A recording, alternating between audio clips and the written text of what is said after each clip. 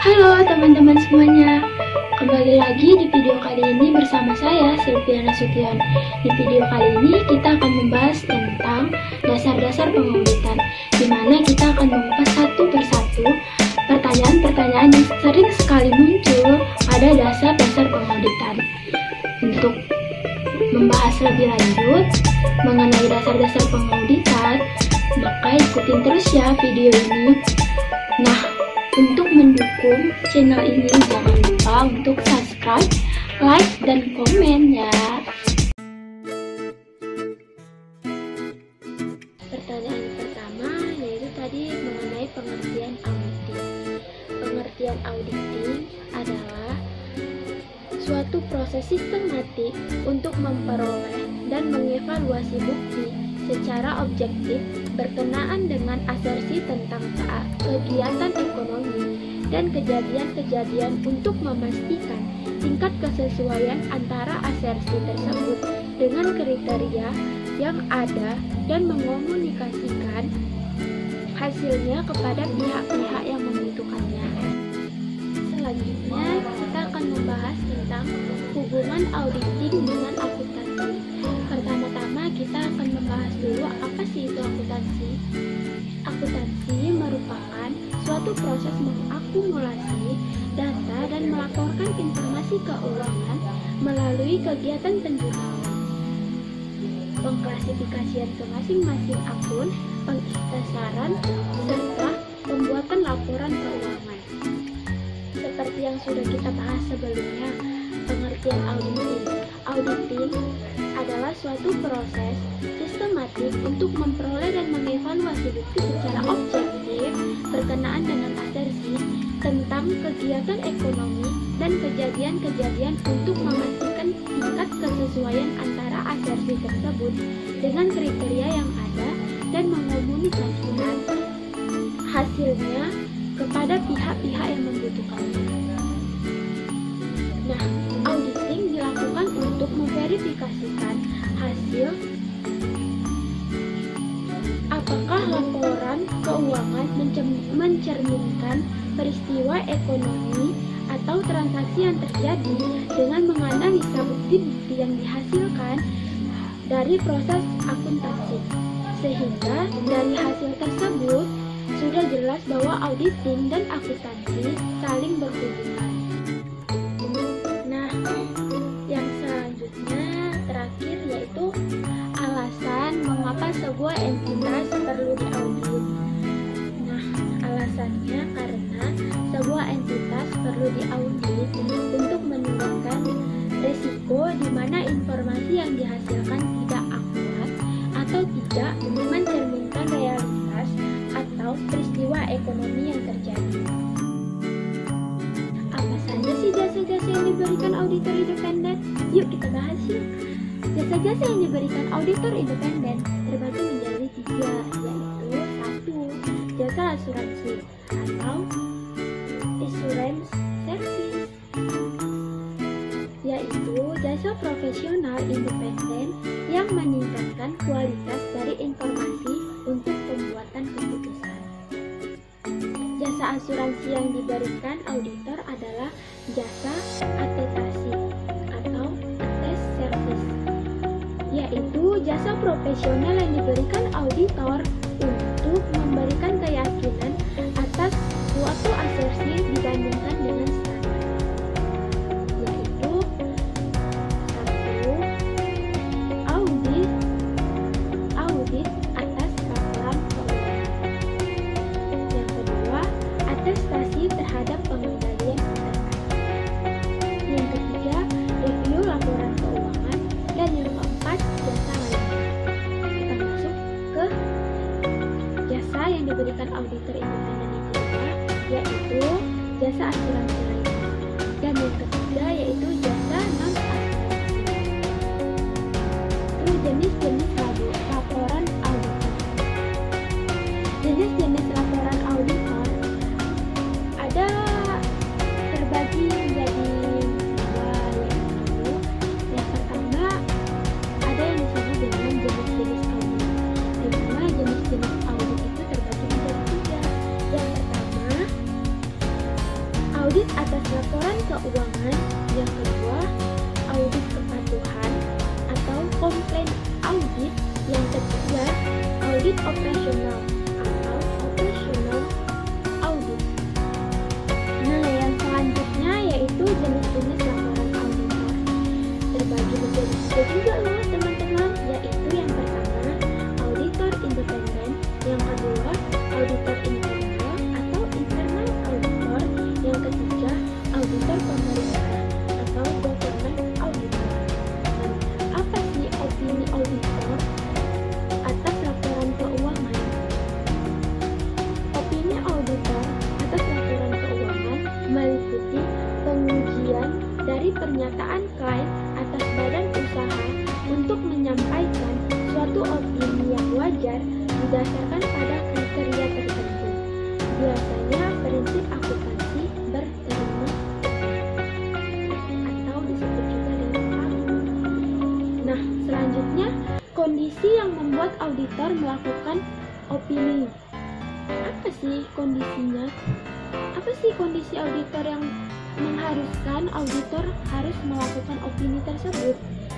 Yaitu, ini kita bahas nih, yaitu standar audit mengharuskan audit untuk mematuhi ketentuan etika serta merencanakan dan melaksanakan audit untuk memperoleh keyakinan memadai tentang laporan keuangan tersebut, bebas dari kesalahan yang material. Tujuan keseluruhan auditor dalam audit atas laporan keuangan sebagaimana yang telah dijelaskan dalam SA 200 atau Standar Audit 200.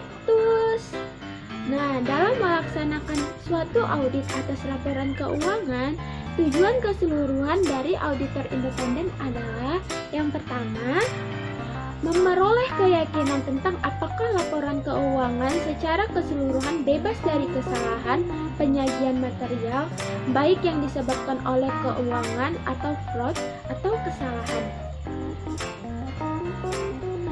Yang kedua, membuat laporan keuangan berdasarkan hasil audit dan mengkomunikasikan temuan yang diperoleh selama audit. Nah, untuk mencapai tujuan keseluruhan tersebut, auditor harus melakukan satu, auditor harus mematuhi keseluruhan ketentuan etika yang relevan, termasuk ketentuan tentang independensi yang berkaitan dengan perikatan audit atas laporan keuangan.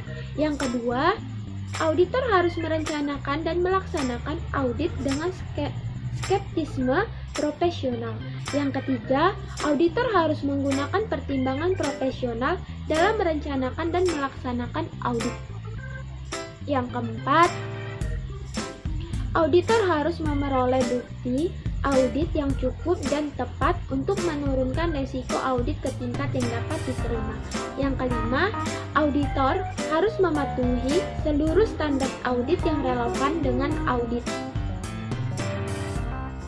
SA 200 menyebutkan bahwa auditor harus merencanakan dan melaksanakan audit dengan skeptisme profesional dan menggunakan pertimbangan auditor. Maksudnya apa ya? Apa sih maksudnya? Nah, maksudnya adalah skeptisme profesional adalah suatu sikap yang mencakup suatu pikiran yang selalu mempertanyakan, waspada terhadap kondisi yang dapat mengidentifikasikan kemungkinan kesalahan penyajian, baik yang dapat disebabkan oleh kecurangan maupun kesalahan, dan suatu penilaian atas suatu bukti. Pertimbangan profesional yaitu penerapan pelatihan, pengetahuan, dan pengalaman yang relevan dalam konteks standar audit, akuntansi, dan etika dalam membuat keputusan yang diinformasikan tentang tindakan yang tepat sesuai dengan kondisi dalam perikatan audit. Oleh karena itu, auditor harus merencanakan dan melaksanakan audit dengan skeptisme profesional dan menggunakan pertimbangan profesional dalam merencanakan dan melaksanakan audit. Tanggung jawab manajemen menurut SA 200 dalam pengauditan atas laporan keuangan.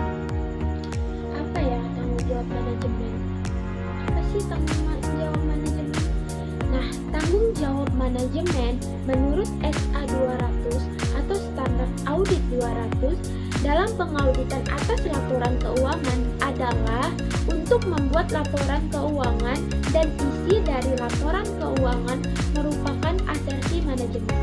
Manajemen juga bertanggung jawab merancang struktur pengendalian internal untuk menjamin ditaatinya prosedur yang ditetapkan dan mengamankan harta perusahaan. Kriteria yang dipakai perusahaan dalam menyiapkan laporan keuangan adalah PABU. Independensi auditor sesuai dengan aturan etika akuntan publik berpraktik melayani publik dibahas dalam seksi 290, di mana independensi adalah suatu hal yang harus ada dalam diri seorang auditor. Independensi mencakup 1. Independensi dalam pemikiran. 2. Independensi yang ada dalam diri auditor untuk tidak dipengaruhi hal-hal yang dapat mengganggu integritas, objektivitas, dan skeptisisme profesional auditor. Nah, selanjutnya independensi dalam penampilan. Independensi dalam penampilan yaitu independensi yang mempertimbangkan pandangan pihak ketiga atau di luar auditor dan klien, bahwa auditor memiliki integritas, objektivitas, dan skeptisisme profesional. Manfaat melakukan perencanaan audit dan apa sih tahapan dalam merencanakan audit? Yuk kita bahas satu-satu ya. Manfaat perencanaan audit ada 6. Yang pertama, mencurahkan perhatian yang tepat terhadap area yang penting dalam audit. Yang kedua, mengidentifikasi dan menyelesaikan masalah yang potensial secara tepat waktu. Yang ketiga, mengorganisasi dan mengelola perikatan audit dengan baik sehingga dapat dilaksanakan secara efisien dan efektif.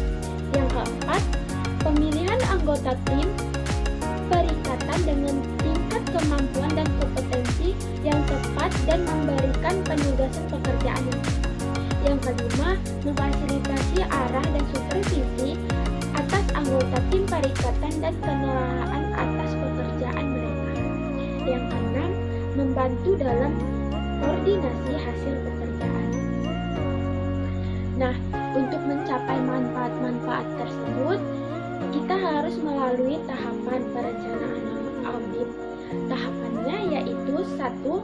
Menerima klien dan melaksanakan perencanaan audit awal. Yang kedua, memahami bisnis dan industri klien. Yang ketiga, menilai risiko bisnis klien. Yang keempat, melaksanakan analisis awal. Yang kelima, menentukan materialitas dan menilai risiko bawaan yang dapat diterima. Yang keenam, memahami pengendalian internal dan risiko pengendalian klien. Yang ketujuh, mengumpulkan informasi untuk menilai risiko keuangan.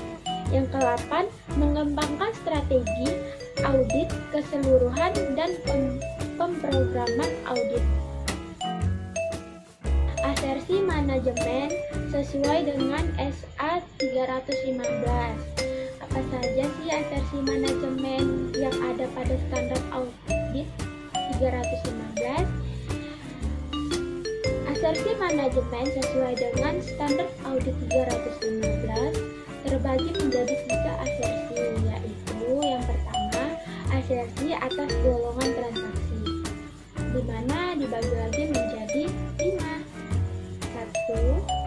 Keterjadian. 2. Kelengkapan. 3. Keakuratan. 4. Sisa batas. Yang kelima, klasifikasi. Asersi yang kedua yaitu asersi atas saldo akun, di mana dibagi menjadi 4. Yang pertama, asistensi atau keberadaan. Yang kedua, hak dan kewajiban. Yang ketiga, kelengkapan. Dan yang keempat, penilaian dan pengalokasian. Nah, kita masuk ke asersi yang ketiga, yaitu asersi tentang penyajian dan pengungkapan. Terbagi lagi nih menjadi 4, yaitu keterjadian serta hak dan kewajiban. Yang kedua, kelengkapan. Yang ketiga, klasifikasi dan keterpahaman. Yang keempat, keakurasian dan penilaian.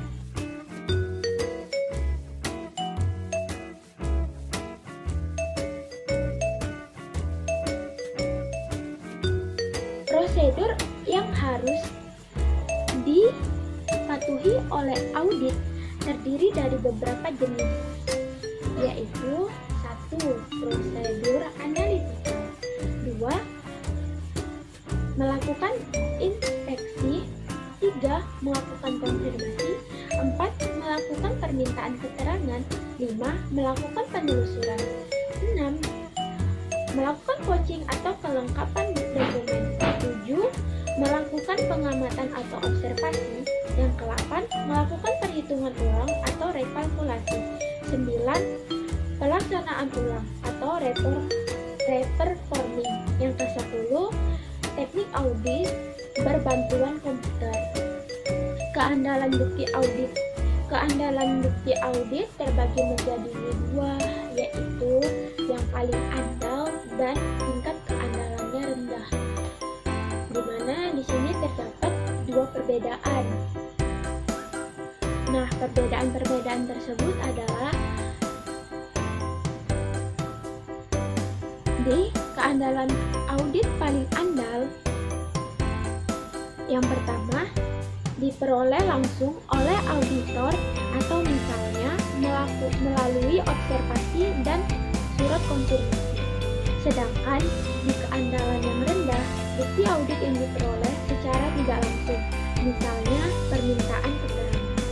Yang kedua, di paling andal yaitu bukti audit dalam bentuk dokumen, kertas, data elektronik, atau media lainnya. Nah, di keandalan yang rendah, bukti audit yang diperoleh secara lisan. Nah, yang ketiga, di paling andal, bukti audit yang berupa dokumen asli. Dan di keandalan yang rendah, bukti audit yang diperoleh melalui mesin fotokopi atau faksimil dan telah difilmkan. Nah, dari hal tersebut sudah terlihat bahwa keandalan audit dari yang paling andal dan rendah keandalannya sudah dapat dibedakan pada masing-masing keandalan. Resiko audit dan materialitas. Resiko audit dan materialitas. Resiko audit dapat didefinisikan sebagai resiko yang terjadi dalam hal auditor tanpa disadari tidak memodifikasikan pendapatnya, sebagaimana misalnya atas suatu laporan keuangan yang mengandung salah saji material. Sedangkan materialitas adalah besaran penghilangan atau salah saji informasi akuntansi yang dapat mempengaruhi pembuatan keputusan ekonomi pihak-pihak yang mendasarkan keputusannya pada informasi tersebut. Penetapan materialitas membutuhkan pertimbangan profesional. Kaitan antara resiko audit, materialitas, dan bukti audit.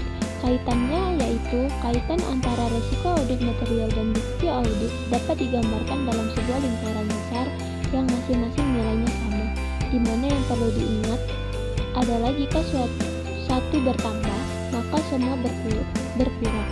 Misalnya, bukti audit kita putar ke sebelah kanan, artinya bukti audit lebih besar, maka resiko audit akan semakin kecil.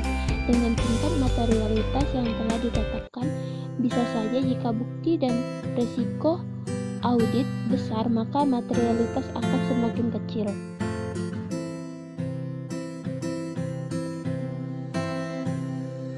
Kaitan level resiko pengendalian, level resiko deteksi, pengujian pengendalian, dan pengujian substantif dapat disimpulkan sebagai berikut. Apabila resiko bawaan dan resiko pengendalian terhadap maksimum tinggi, sedang, atau rendah, maka kalau dia maksimum, maka resiko deteksinya sangat rendah. Kalau tinggi, maka resiko deteksinya biasanya rendah. apabila resiko bawaan dan resiko pengendalian yang biasanya juga sedang, dan apabila resiko bawaan dan resiko pengendalian pada tingkat rendah, maka resiko deteksinya biasanya tinggi. Kemudian pengujian substantif yang dilakukan, maka kalau resiko bawaan dan resiko pengendalian maksimum, auditor menggunakan pengujian yang lebih efektif daripada yang kurang efektif. Jenis pengujian yang paling efektif itu adalah pengujian atas rincian saldo dan pengujian atas rincian transaksi atau transaksi atas saldo. Dan pengujian atas transaksi itu yang paling efektif yang adalah menggunakan prosedur analitis, dan kemudian berikutnya waktu semakin rendah resiko deteksi atau semakin tinggi resiko pengendalian, maka waktu pelaksanaannya itu semakin mendekati akhir tahun. Sedangkan kalau resiko pengendaliannya rendah, resiko deteksi sedang atau tinggi, maka bisa dilakukan interim 4 bulan atau 6 bulan tahun pembukuan, tidak mencakup seluruh periode akuntansi. Bagaimana luasnya? Apabila resiko bawaan maksimum atau tinggi atau resiko pengendalian juga, maka resiko deteksinya rendah atau sangat rendah, maka sampel yang akan diambil semakin besar. Kalau semakin rendah, tapi kalau resiko deteksi semakin tinggi, sampel yang diambil tidak perlu besar-besar. Cukup sampelnya yang lebih kecil. Staf akuntan publik yang ditugaskan seharusnya kalau misalnya resiko deteksinya rendah, resiko pengendaliannya tinggi atau maksimum, maka tugas karena auditor yang memiliki pengalaman lebih banyak. Sedangkan kalau resiko pengendaliannya sedang atau rendah, resiko deteksinya sedang atau tinggi, maka perlu menugaskan auditor senior lainnya. Prosedur audit yang dipakai dalam pengujian pengendalian. Prosedur pengujian pengendalian pertama dimulai dari meminta keterangan dari personil klien yang terkait. Kedua, melakukan pemeriksaan terhadap dokumen, catatan, dan laporan.